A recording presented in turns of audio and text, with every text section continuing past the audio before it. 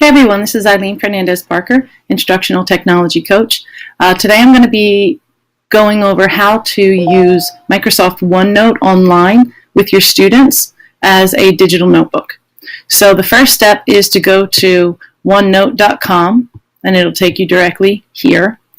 Most likely you and your students do not have a Microsoft login. If you are a Google district for education, you're going to have Google instead of Microsoft. But you can use your Google email to create a Microsoft account. So that's what we're going to do. So instead of signing in, we're going to hit the Create One down here underneath the next bar. And I've already signed in. I've already signed up. So I'm going to select my school email account. And I would recommend that you tell your students to use their school email account as well. Now you have to be careful with the COPA laws, because certain things you have to check with the district and check with parents before you can make this account. So you just want to make sure that you are okay with that. So once you've created the account, because I already have an account, I'm going to click the sign in because it's already recognizing that I already have that account. And then I'm going to sign in. All right, so we open up to this screen. Microsoft, just like Google, has a lot of different app offerings or software piece offerings, okay? So what we're going to do is we need to get to the OneNote. And to bypass all of this, I'm just going to go back up to the top and go to OneNote.com just to save time. I'm already logged in, so I should be able to start. Okay, this is what the OneNote dashboard looks like. When you need to get back to this, you just click on the 9 square in the top left-hand corner, and then you want to choose the OneNote app, and it'll bring you back to your first opening window. So I'm going to start fresh, and I'm going to hit the plus button for a new notebook. And I'm going to say that this is for an individual subject because I think it gets too overwhelming for students to have one notebook for all subjects. So I'm going to make this one English because that was my subject area. And as it creates the notebook, what you need to know is that there are tabs within the notebook that you can use to stay organized. So some, depending on the teacher, most likely the teacher will set the structure for how things are going to be organized. And a lot of times they'll do it by unit. So instead of calling this Quick Notes, I'm going to right click on it and choose Rename. And I'm just going to call this Unit 1 for simplicity. Okay? And then underneath Unit 1, I'm going to rename this because it's automatically, where are we? Let me X out of this. I'm going to hit plus page. And I can, oh, here we are. My title is over here. So I'm going to call this vocabulary. So I have vocabulary for Unit 1. Then this might be my grammar that I plan to cover in Unit 1.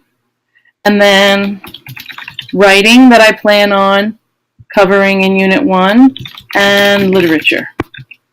And all of this goes under Unit 1. Okay, so when I'm ready for Unit 2, I hit plus add a section, and I'm just going to call this Unit 2. And now within Unit 2, I can do the same thing. I can do vocab, and down here I can add a page, and then I can do grammar, and so forth and so on. Okay, so these are pages within each unit or tab, okay, or section. So once I have my vocab, then I can do a sub page on here. Now, before I do the sub page, I might want to click on the Insert tab at the top, and you get the familiar Microsoft drop-down windows. So I can do new pages, I can do new sections from the Insert, okay? I can insert different tables. If I go to my home, I have all of my text features for formatting. So I can start to take notes. Okay.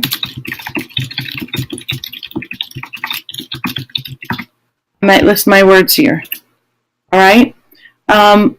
There is a collaboration feature within OneNote. If you click the share button, you can invite people.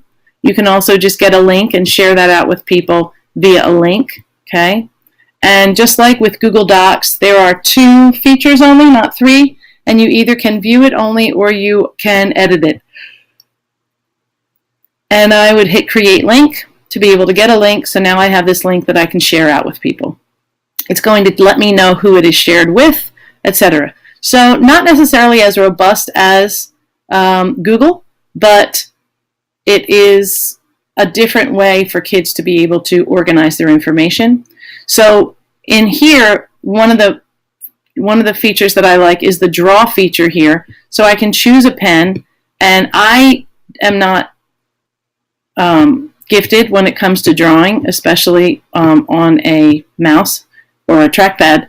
But for students that are, they could, kids can very quickly do all kinds of flow charts that are not necessarily easy to do with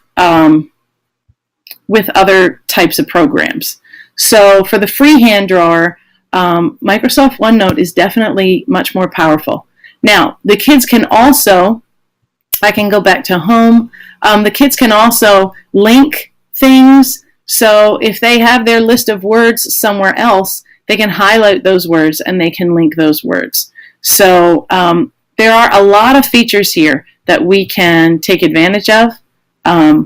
We just need to explore it and get used to it. So again, we've got the units over here as sections. You can also call it, if you want, it could be, I know Voices of Protest is one of the units in English 4.